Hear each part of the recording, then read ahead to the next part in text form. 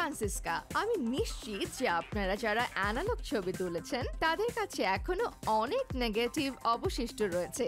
আজ আমি আপনাকে দেখাবো কিভাবে আপনি সেগুলো থেকে এই টেবিল ল্যাম্পটি তৈরি করতে পারেন। আপনার একটি বর্গাকৃতির কাচের ল্যাম্পশেড এবং একটি এলইডি বাল্ব লাগবে, অনেকগুলো নেগেটিভ,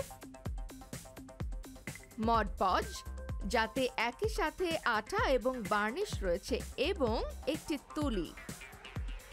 টেবিলটিকে রক্ষা করতে কিছু দিয়ে ঢাকুন, যেহেতু বার্নিশ আঠালো এবং প্রদীপের এক পাশে ফিট করতে কতখানি দৈর্ঘ্যের নেগেটিভ লাগবে তা পরিমাপ করুন।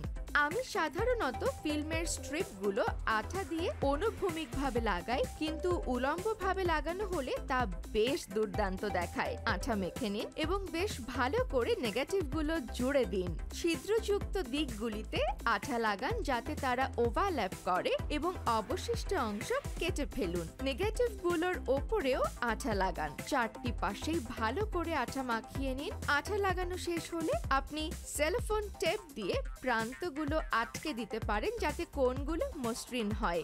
তৈরি হয়ে গেল আপনার অনন্য বাতিটি। এখন এটি চালু করে নিন আর অবগাহন করুন হারানো দিনের স্মৃতিতে।